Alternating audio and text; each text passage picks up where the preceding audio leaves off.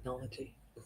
Good afternoon. We're going live on all platforms here on Levels Without Limits. I am Amanda Marino, trying to get Instagram to work. Let's see if it does. You got it. You got it. You're a pro. It looks like it is. So, hi, I'm Amanda Marino, founder of Next Level Recovery Associates. Amanda Marino Speaks. And I am here with a beautiful friend across the pond, Naetha. Could you introduce yourself to anyone who's listening and get into it? Cool. Thank you so much. I just love chatting to you, and now other people get to listen to us chat. How cool. So I am Naetha Uren. I'm the founder and owner of the Recovery Coach Academy in England, and I set that up with my daughter just to make a bigger impact, to share some of the things that helped her on her journey that have been in my life for many years and we just didn't see in England. And we're just making small steps and doing big things. And how long ago was it that you started? When did you start it? About 5.5 years ago. 5.5 years ago. Yeah. Awesome. And so what propelled you? Because I know there, London is, coming around with the recovery, support and all of that, but it's definitely not to where we are here in the States, and I think we're behind over here. So yeah, it's so interesting. And then I go to other countries and you'd go, oh my gosh, just the time and distance between all the recovery services. So my daughter, I'm in recovery, been in recovery 27 years, but our family was impacted again, next generation. And when my daughter was contemplating about recovery, she was in the States.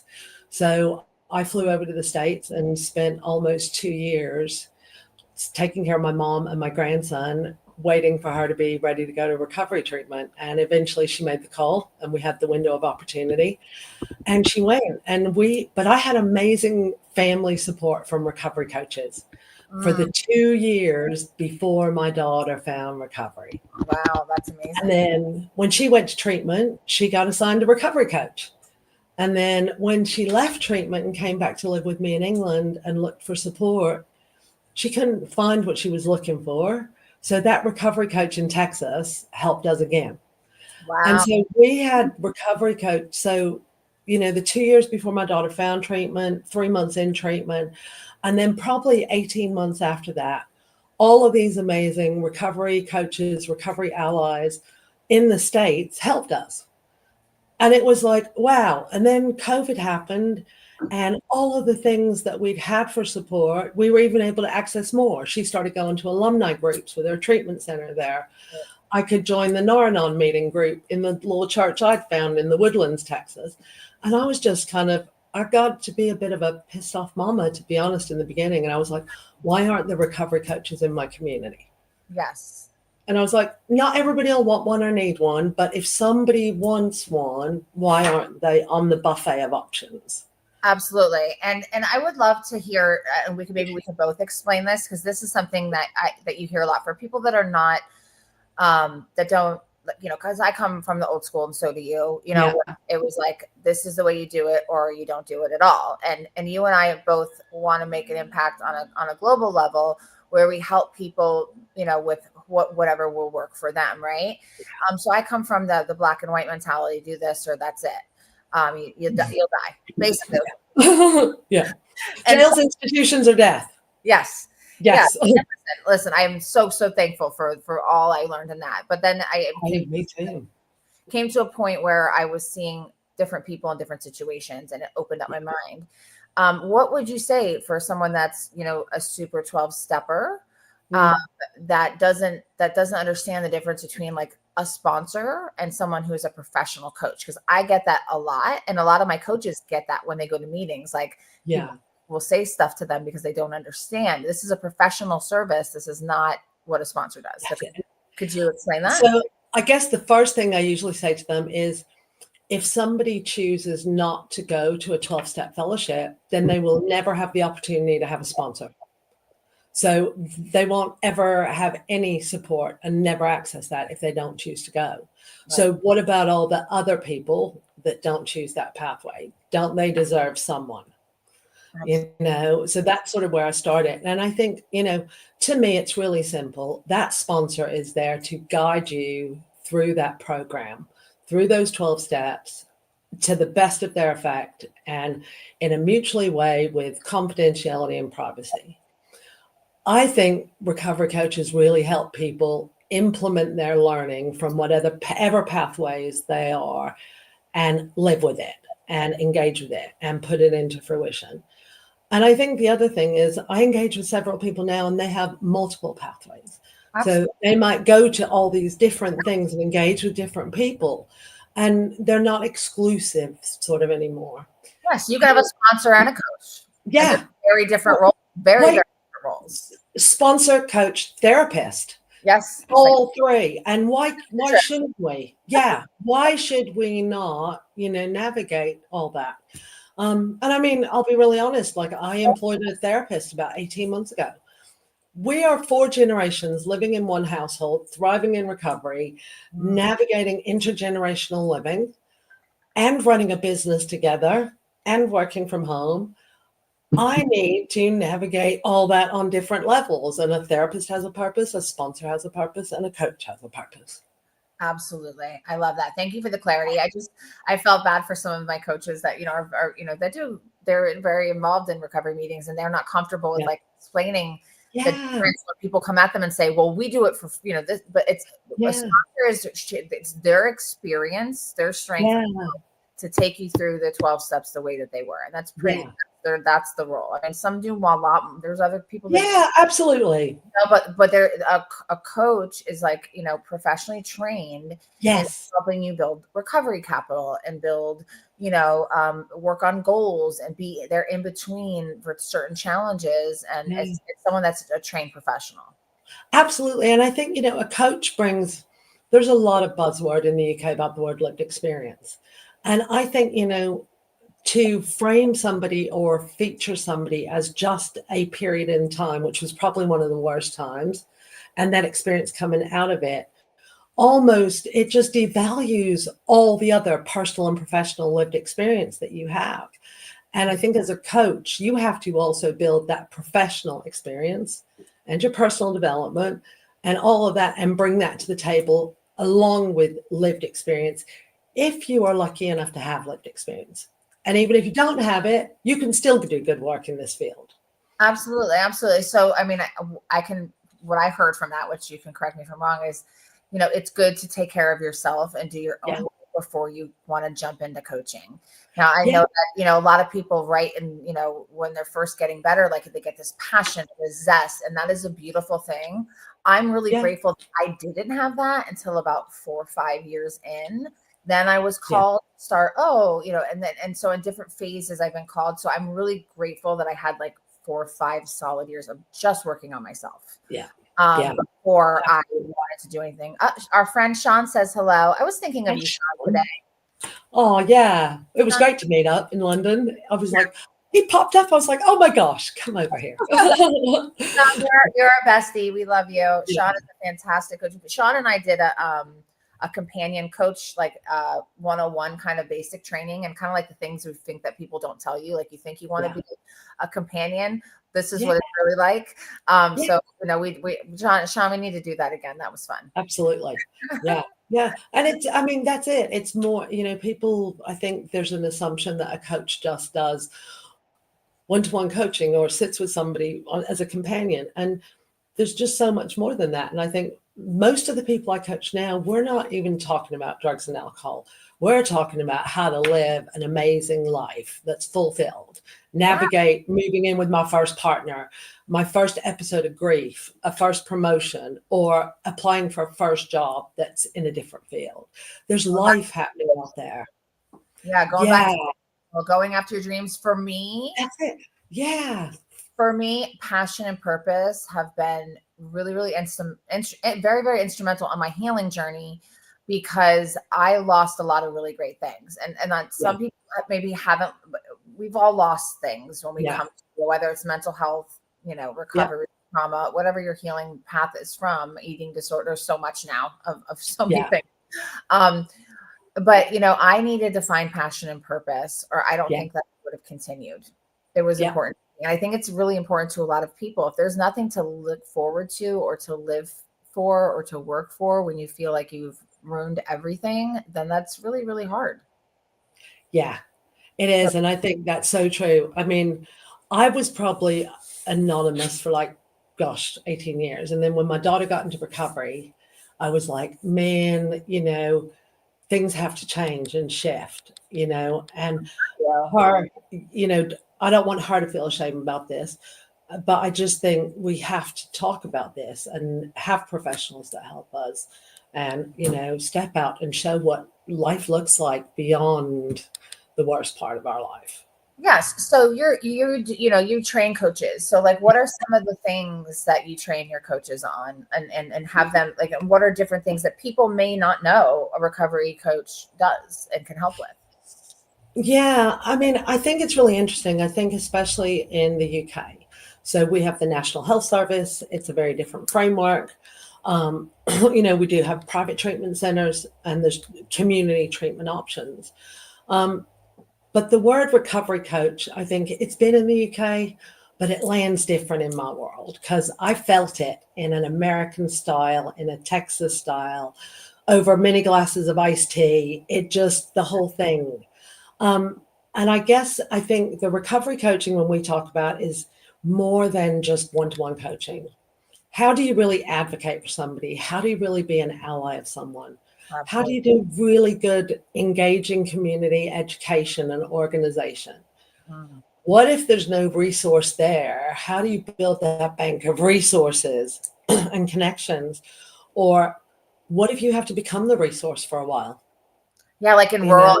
areas in England, I'm sure there's Yeah, lots who go through this, and then yeah, the other countries you're going to as well. Like yeah, Dubai yeah. and all the other countries. Yeah, Yeah. So I think it's about a recovery coach can do so much more than just that one to one coaching. And I know the value of a family recovery coach. Those 2 years before my daughter found treatment, what I always say is that coach, the miracle that they gave us was they helped me help our family sing from the same hymn sheet. mm, And they helped me recognize why we never set boundaries and could keep them. And I think those things that a family recovery coach did, I wouldn't have got that from a therapist. right. I would just the practical skills of, you know, often coaches say you've got the answer within you. Well, in some of those situations, supporting my daughter and navigating domestic violence and addiction, Mm, I didn't have the answer within me. I needed that person to bring the resources to the table, give absolutely. me all of them, and then go, right, how do we have options available if and when she calls? Yeah. And that was just something that I think people don't even think about when they arrive at recovery coach training. They Yeah. don't think about all the other things you can do around it and how to do it. And so much can be like the collaborative, right? Like Yes, it and takes collaboration. it's collaborative, like I don't think that anyone that does the work that we do, No. there's zero competition Yeah, to self. There's only room for partnerships and collaboration. And we work with, so many different professionals all around the world, different therapists, different yeah, psychiatrists. And the therapists love the work that the coaches do because they can focus on the therapy and yes, then we help implement the stuff into the day-to-day life, yes, walking them through those hard things. Like recently we had a client who was, an avid traveler for a very yeah, long time, then started to get terrified of going to the airport. So what we started to do before she went on a plane to go meet a family member that she really wanted to go see, we would take her to the airport and have coffee and then leave. yeah, Like there's so many creative ways where you can meet people where they are, which is outside. So they're doing the clinical work. The clinical team can say, hey, yeah, communicate to the coach, like, this is what we would love to see. Like maybe try some of this stuff, yeah. and it's so helpful. Yeah, and I think explaining to people, some people, it's like black or white, one or the other. And I'm like, there are some things as a coach that we will run to do. It sets our heart on fire. It gives us passion and meaning and purpose, right? No matter what, clear the diary, we're going to do it. I will be there either to do that thing or to support that person. It just sets my heart on fire. I also know there are things I am not going to step next to. That is not ethically right. It doesn't sit well with my heart. Amen. But in the middle is this big gray space where we need to operate professionally and ethically, but with an extreme level of flexibility. And Yes. that's what people struggle to understand. It's like, do you drive a car? Do you take some? No, depending on the client, the situation, the thing. And that's the hard bit to navigate, I think, around roles of recovery coaches. Absolutely. So every Tuesday we do, my team, we do a clinical round. We have a psychologist that we just run even if they have the client has their own therapist, like when you're Yeah. in the next. So we just discuss everybody, and it's great to like have that, everyone's input and talk about all the clients and what's progress and get recommendations. So there's no right, wrong way to do this. No. And every person is different. Yeah. Every person's path. Like I share the thing that changed in me was when I lost my best friend, Kim, from middle school, Yeah. to an overdose. And I was there with her family when they took her off of the machines. And like, was my best friend from 6th grade. And she, I remember, was like, wouldn't talk to me when I first tried a hard drug. So she was super against hard drugs, but she was in the pill mill epidemic down here in South Florida. And then the pills became super expensive. So everyone went to heroin. And I ended up stopping before that. So I judged her so hard for wanting to stay on medications, like, because I didn't know about Suboxone at the time. I didn't understand it. And I had a very rigid, what I thought. Yeah. And so I now, if somebody, I would do anything to have her alive today on a medication. Right. Yeah. So I learned a lot in the years of practice, and then also in the trainings and the things I've done. But that was my personal experience. That was my aha moment. Like I am going to hurt people if I don't start opening my mind and supporting people where they are. And everyone's journey is different. I want to go ahead, putting up somebody's thing, but go ahead, talk first, and then we'll go into I'm so sorry about the loss of your friend Kim, and my daughter Khalees won't mind me sharing, because part of the reason she does the work we do is her friend Anne. Anne was 32 when she passed away due to organ failure from alcoholism. Anne never felt like she belonged. She smoked marijuana, but alcohol was the problem. Just there's a lot. And and I just think Khalees always says to me, Mom, if she just belonged somewhere or felt accepted somewhere, things would have been differently. And I think that, really meeting people where they are and being honest that recovery looks different for different people, that's not a bad thing. I'm not saying you have to work with everybody, but find somebody who does work with those people if it's not you, but just open the lens. Absolutely. Yeah. We need to do better, because, like some people love and fit into a mold, and some people may not, and that's okay. They do deserve help too. Right? And then I ended up, because my friend Kim, her thing that held her back, her that always like brought her back, she'd get like 90 days and then go out, and she like overdosed, almost died many times. So her thing was, she had felonies and she didn't feel like she couldn't get jobs and stuff like that. So when she passed, I had a nonprofit for years called Women Empowering Women, and we sent women in recovery to college and covered their college expenses and their books at the local community college in Kim's name, because I felt like that was how I could help people.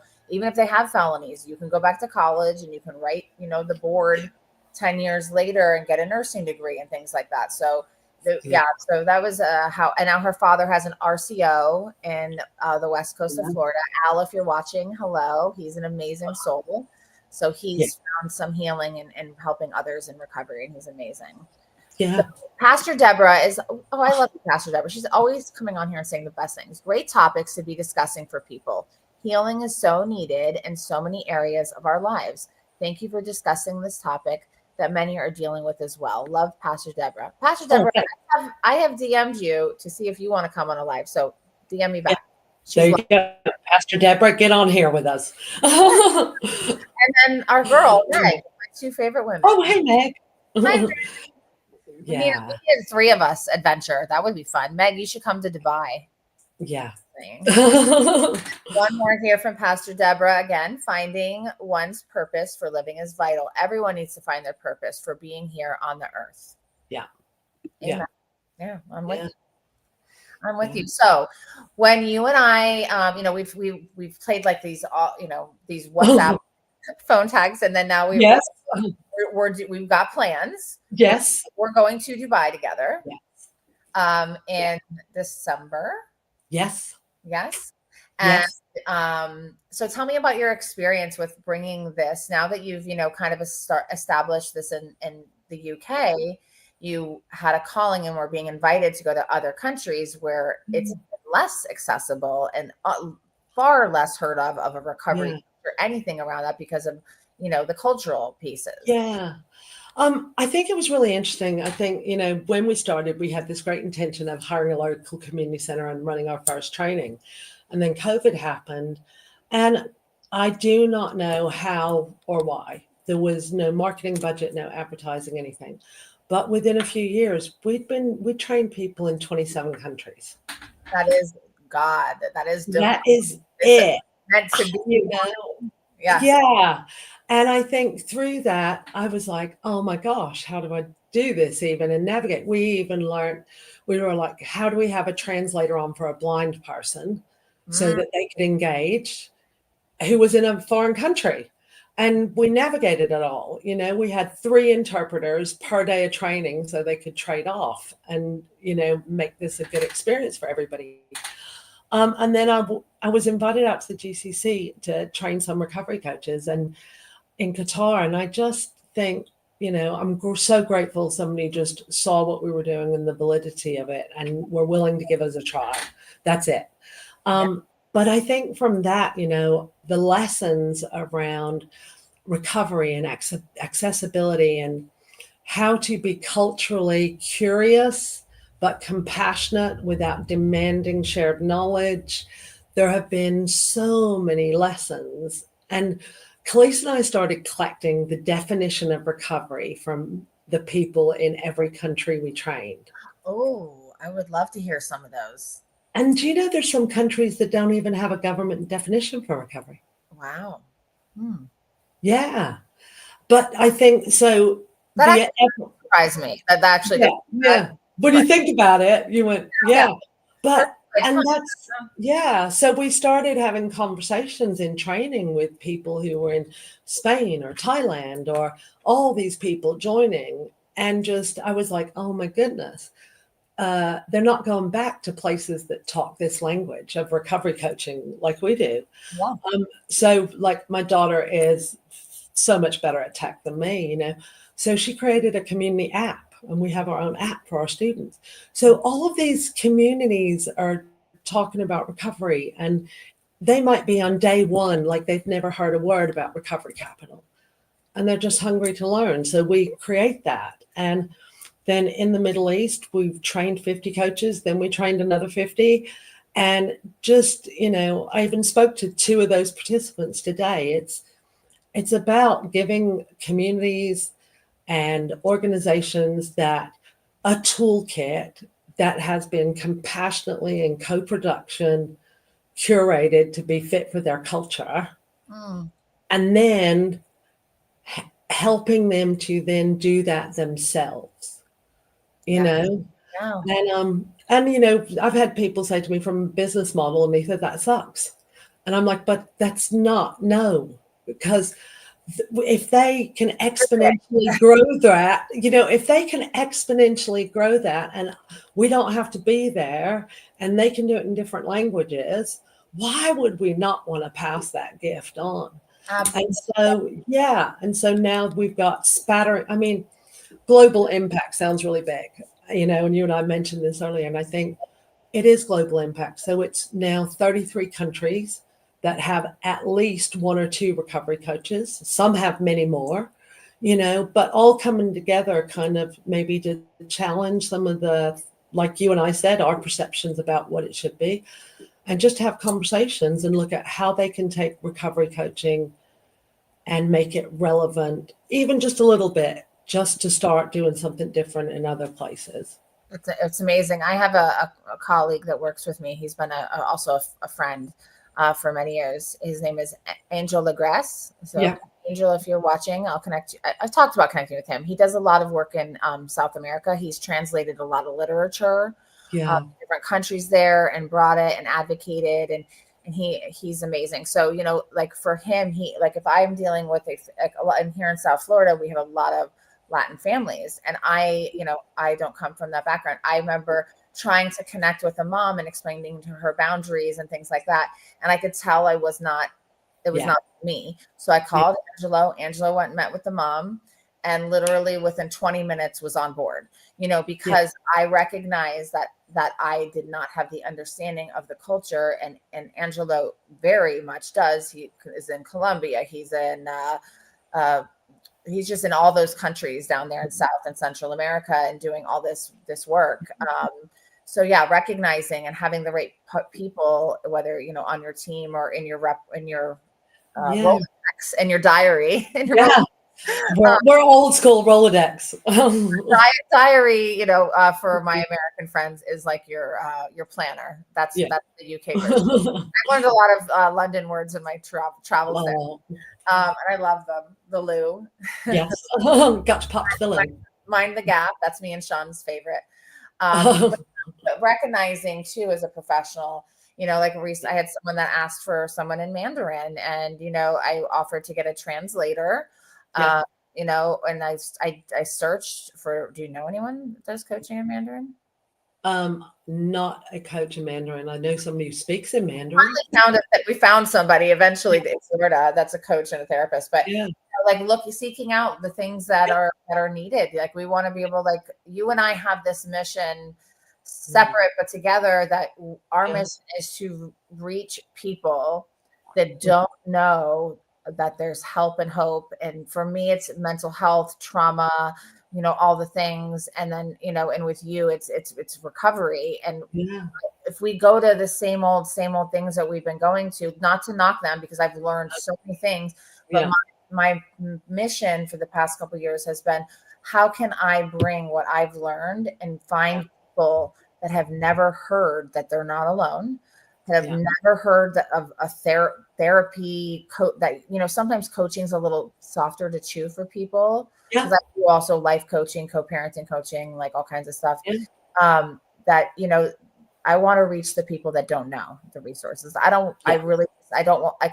respect and love all the years that I spent in the room, in those events where I learned so much, but now they're just not for me anymore, because I feel like God has a purpose for me to get this out to, people that have never heard of it. Like I spoke at a fitness event, and I had all these people come up to me after in Orlando, a big global fitness team thing. And they were from all over the country, and they never knew there was these kind of services. They never knew there was these kinds of treatment. And like, we live in a bubble in our industry as a whole, that we know all this stuff. And what are we going to keep it all to ourselves? We need to spread it around the world. Yeah. And I think it is. I mean, even in the UK, we are in a bubble. Yes, there are people who go out and learn and say, we know about recovery capital and things like that. But that's within our field. Those people are going out and seeking that. Outside of that, we're not putting it in a format that either it's digestible and accessible information.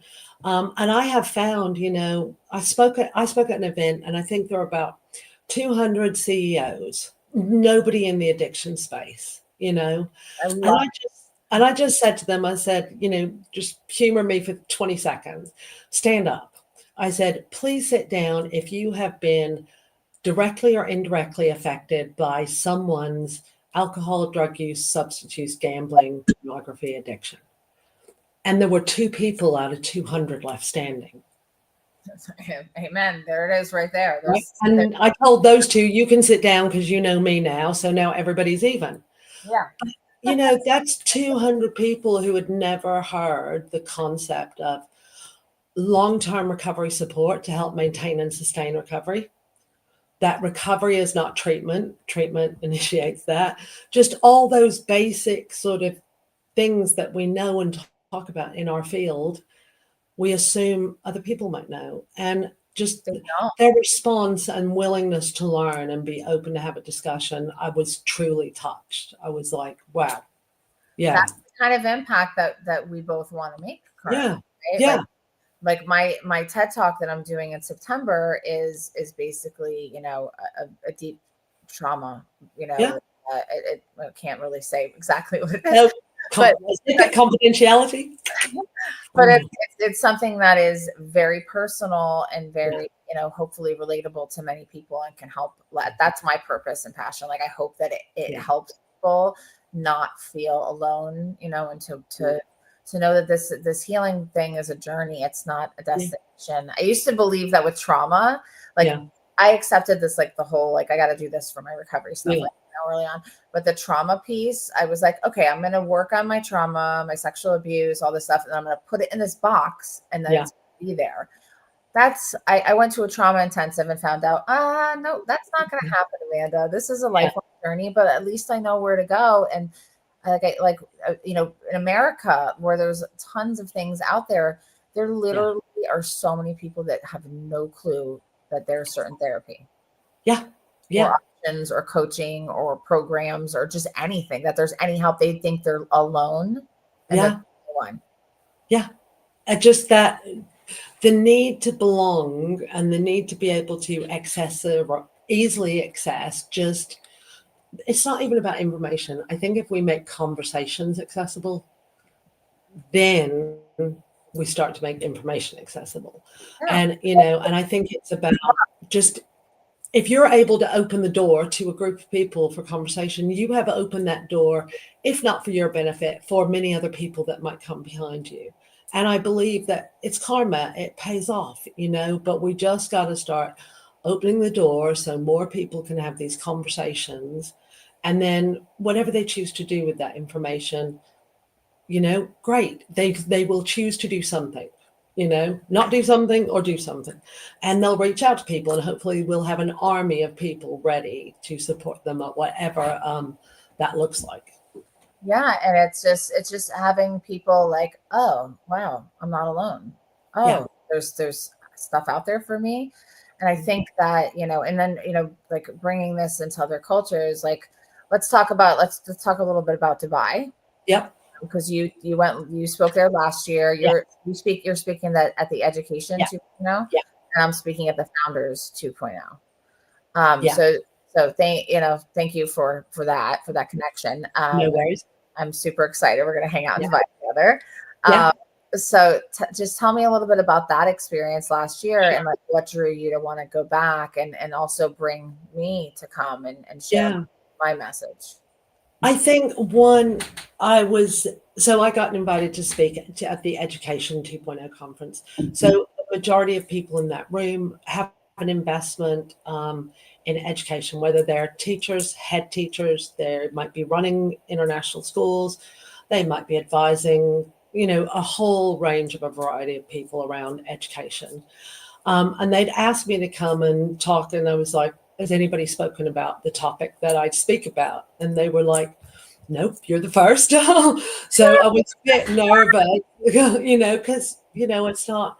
But I just talked about, I talked about the value of education and recovery. Education from a coach to a recovery, education being adapted culturally to be specific and relevant. So it's not seen as Western curriculum, being brought in. It truly is Eastern curriculum fit for purpose.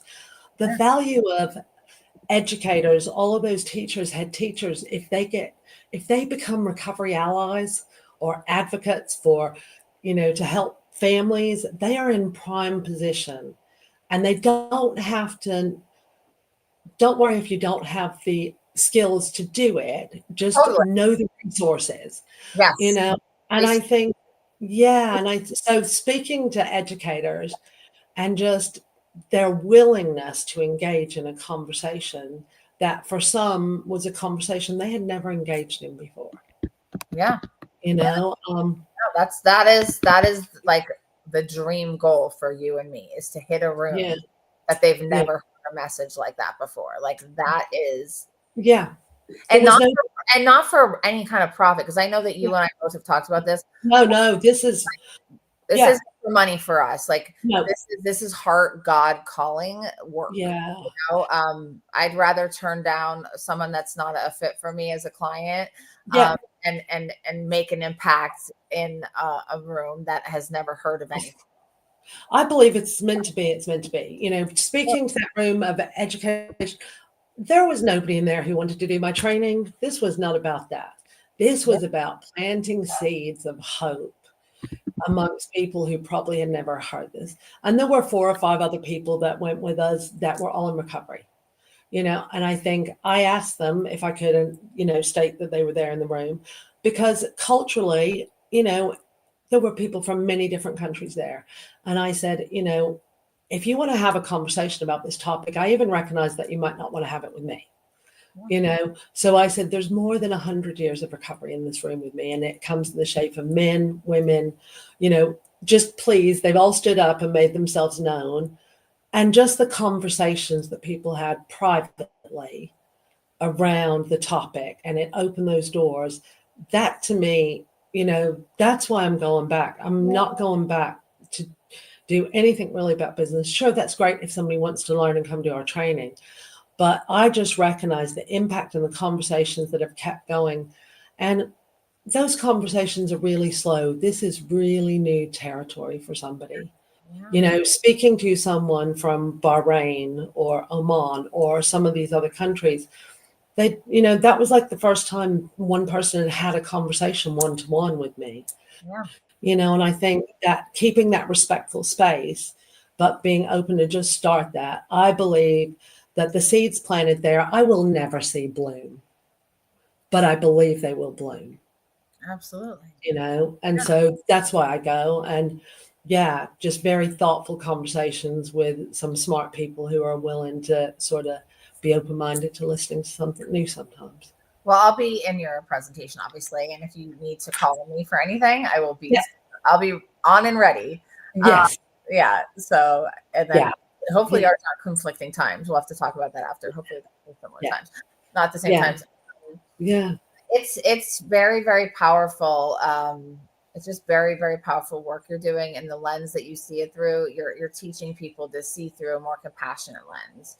You're Yeah. teaching people to really listen, and you know, you're following your heart and your dreams and your goals. And like somebody that said, what are you doing? Like, if you're not walking my path, and I don't want to hear your input. If you are, then I'm open to it. If you have an idea.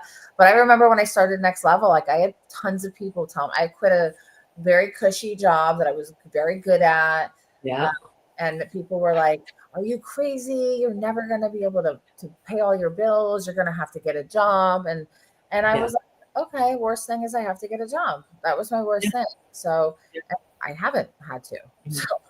I mean, I'll tell you, it's tough. I mean, I am grateful that my mom and husband and everybody bought into my dream, and my daughter wanted to join with me. But in the beginning, I'm really honest, my husband put together IKEA furniture and delivered Domino's pizza to help me make this happen. Oh, You know, yes. and we do what we do. It doesn't look, you know, 5 years ago, I wasn't speaking to Amanda Marino on a podcast. I was sorting out my husband's Domino's uniform, sending him off to deliver pizza, delivering training on Zoom, and making it work. Oh, just so you know, I can relate to that. I lived in I lived in the straight up ghetto, like where my car actually shot in front of my house just after we got out from a neighbor's brawl. The neighborhood was like sketch. I lived on food stamps. I lived on government stuff. I didn't know how I was going to feed my kids one summer. Like I from like zero. So when you put this into this, like people look at me now and don't know that version and don't know that like I came from the struggle, you know, and I come from sexual abuse, domestic violence. My sister was kidnapped in front of me when I was a kid, brought back. But just like, you know, the things that I've gone through, like this, this happened overnight. Like it's and when we go through the struggle to get to where we are, to follow our passion and purpose, God, don't we appreciate it so much more? Yeah. I had somebody say to me, they said, God doesn't call the equipped, he equips the called. And I was like, that's why my husband had to deliver Domino's for a while. I was called, but wasn't equipped. And I think going, I think, if you do it quickly, the lessons I have learned over the past, 10 years around all of this, they make me who I am today. And if I'd have shortcutted any of that, I wouldn't be who I was. So Right. I'm happy to take it. I didn't have the doubters, the haters, the people put their 2 cents in when I didn't ask for it, the mean people online that have helped me beat me down, but let me help build myself back up, So that's another thing. Like I utilize social media a bit because I opened up Next Level, right before the pandemic. And I had already put some investment into, building LinkedIn at the time and a little bit of Instagram. But I've been able to make a global impact there where I have people from countries reaching out to me all the time that don't have any resources there. And I just try to support them and send them links to things that they can do virtually. And, so for me, it's been I never intended to have a social media like following or anything. It's never a goal. I just really was vulnerable and shared stuff that people weren't sharing on LinkedIn.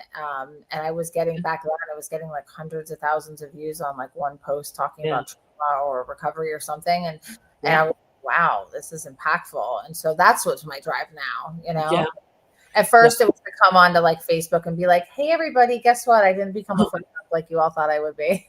I'm actually okay. That was all ego. And then that started not to feel good. And then it became about how can I reach one person that maybe feels alone? Like that's my ultimate goal at the end of the day. If we hit one person today, please DM either one of us. Please. If we brought up anything for you, if you want resources, if you want to, so what if someone is watching and they're like, oh my God, I've done my work. I've always wanted to become a trained coach. Like now how does one become a coach? So we do training. We also work with an organization that provides a proper coaching assessment, not a tick box form question. And then that, and you sign up to a code of ethics, but then that gives you the comfort that you've sort of got an organization that you link to. So a bit of credibility and fidelity to the role, because recovery coaching isn't regulated anywhere. Let's be honest. Listen, in England, no coaching. No coaching is regulated. But people. I remember writing on a mirror once. A coach told me, "I don't need another effing certificate." And I just had to find that confidence to do what I do. But I think training is really important. And if somebody wants to, it's a good foundation.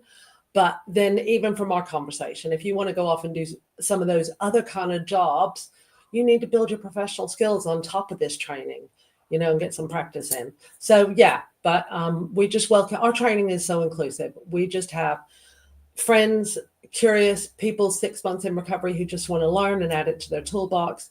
We have people who are family members. They might have lost a family member. We've got business organizations, just a whole variety mix of people. And I think by keeping it inclusive, that's why it works. When you're in a room talking to somebody who's got 25 years in recovery, someone who may have lost a partner 5 years, the conversation is rich. And I think, and then it's, yes, people do that training, but I think we don't want people to just put on the shelf, So what do we have to do to keep some momentum and conversation going to help people actually take action and do the work? So that's where we try to really do our best bit. Yeah, it's and also like getting the mentorship and the support. And when you start with your cases and you are taking on clients, like having people you can, like I relied on when I trained with people for 2 years before this is just what I felt before I did I already was working on my CIP, already did my intervention training, and I would not take an intervention alone for 2 years. And I took this stuff very seriously. And then when I built my company, I just felt comfortable having a clinical lens because we were dealing with a little bit more complex. I always had a clinical advisor. And then I'm also, I shared with you, I'm developing a coaching school. I have been for 2 years with Dr. Rachel Needle here. It's going to be different than like the kind that you do. Yeah. But yeah, and we're also going to do things to like train behavioral health techs. And so she's a psychologist and she's Yeah. running treatment centers and she's amazing. She's amazing. Yeah. So trying to do a different thing that can, support people and accessible and be, affordable. And then we'll also follow up if you want to do consultations with her, with me, whatever after, so that's, we've been building it for 2 years, but we're still both so busy that it takes us so long to each thing. Hey, when you're doing the day-to-day work, it's really hard. You've got to really make space for those big projects. And sometimes you're just helping somebody and they need a bit extra time and it just has to wait. I tell Rachel, if you're watching or if you see this, I tell her, I'm like, I need to be managed when it comes to stuff like this. So like day and let's spend a day and I'll bang it out. But like, if I'm on left to my own, it's like that. I'll push it off because I have 5,000 other things going on. But it is something I do want to get out there, by the end of the year. So I'll share like some of it with you and get your, I'd love to get your input on what you think. Absolutely. Fabulous. Her lens, like as a psychologist and who trains, trains. She has a sex therapy school. Yeah. And I think there is, there is a need for a clinical lens. And like, if you've got coaches working around they need other skills than if you've got coaches in non-clinical or in community environments or sober living coaches, they're just so different. And I think they need a different skill set. So like, you're going to bring a whole different perspective to it and it's needed. Yeah, thank you. And that, and it can be like with all those different things, like companions need their own kind of training and their own kind of transport. So, my son, did I tell you about my son? Yeah. My son is just finished EMT. He's enrolling in fire school. Wow. And he did Patty Pike's intervention training. Yeah. And he now is starting doing transports for young adults and adolescents. He's been in the second chair for a while. So John West, who owns Guest House, he has him on his roster. I'm getting him on a couple rosters, so besides mine, so we can get the experience from different people. Yeah, it was all his idea. So kind of like your daughter, like my son is. You'll start seeing. I'm going to be promoting him, and he's amazing. Everyone that meets him adores him. So he's coming with me to the Philippines when I do my TED Talk. That is so good. Yeah. And then we're going to Thailand too. Yeah. Oh, Thailand's amazing. Question on international. How do you get yourself centered in that big of a time difference? Set my watch for the location where I'm landing at the airport before I leave and start from that point, being on local time. Okay. And then try to sometimes 2 naps on the plane instead of one big one, try to space it out. And then sometimes you just end up at 4 a.m.